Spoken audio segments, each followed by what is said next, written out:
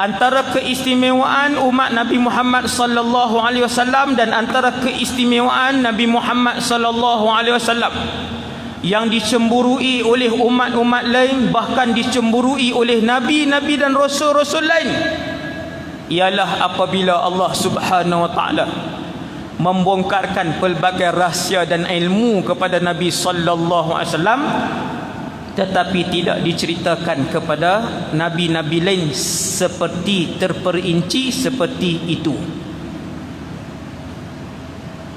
Tanda kiamat yang diberitahukan oleh Allah kepada Rasulullah tidak pernah diperincikan seperti itu kepada rasul-rasul dan nabi-nabi lain.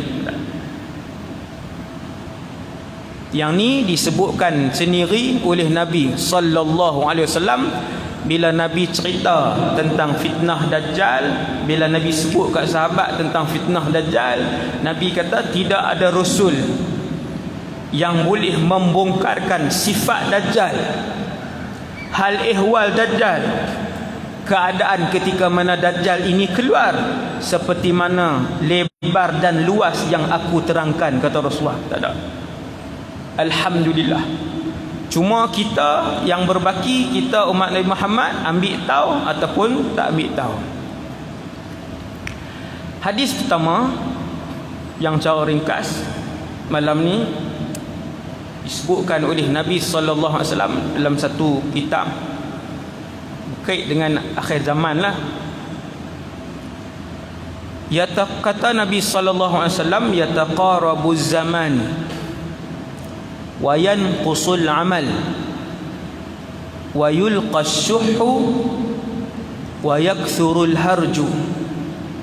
Sahabat pun tanya, wa mal harju ya Rasulullah? Nabi pun jawab, al-qatlul qatlu.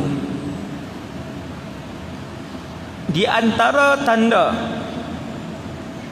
yang tak berlaku pada zaman Nabi, tanda ni tanda kiamat, dan Nabi pun tak tengok tanda ni. Boleh jadi tajuk ceramah tu, tanda-tanda kiamat yang disebutkan oleh Rasulullah dan tidak disaksikan oleh baginda Rasul. Menarik tuan, benda-benda yang Nabi sebut tu sangat menarik.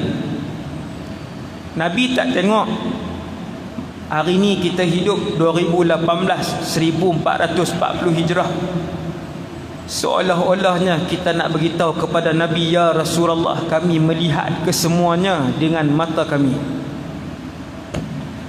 Bila Nabi sebut akan wujud akhir zaman nanti, yang aku tak pernah tengok, nisaun kasiyatun ariyat, wanita-wanita di kalangan umat aku, kasiyatun ariyat, pakai baju tapi telanjang-telanjang.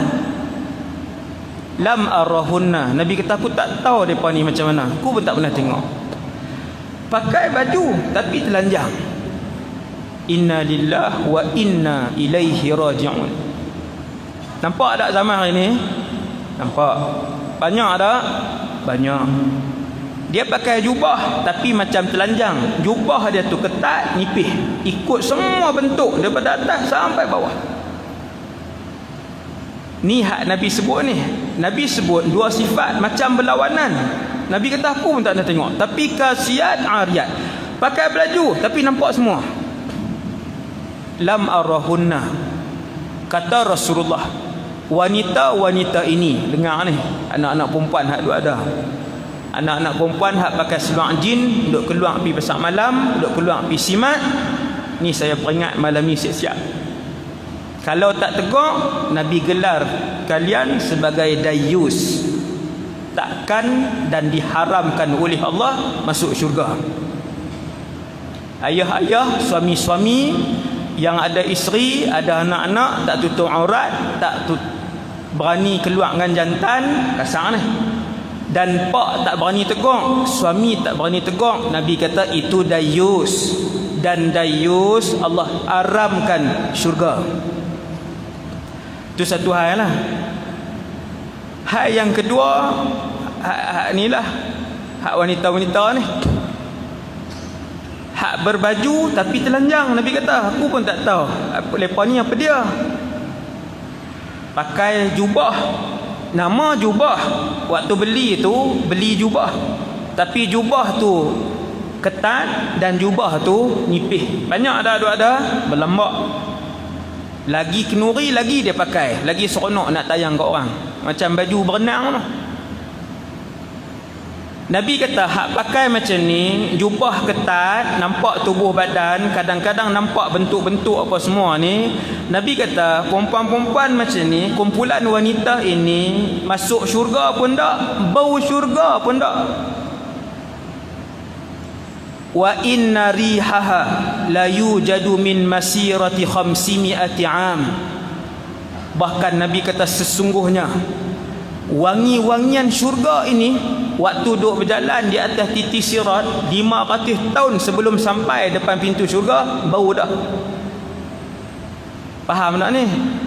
Ending ni Nabi sebut dekat kumpulan wanita ni, hak tak masuk syurga ni, bukan tak masuk syurga, Nabi kata bau pun tak. Maksudnya jatuh dulu dalam neraka Jahannam yang menggelegak-menggelegak, yang menyambar-nyambar di bawah titian sirat.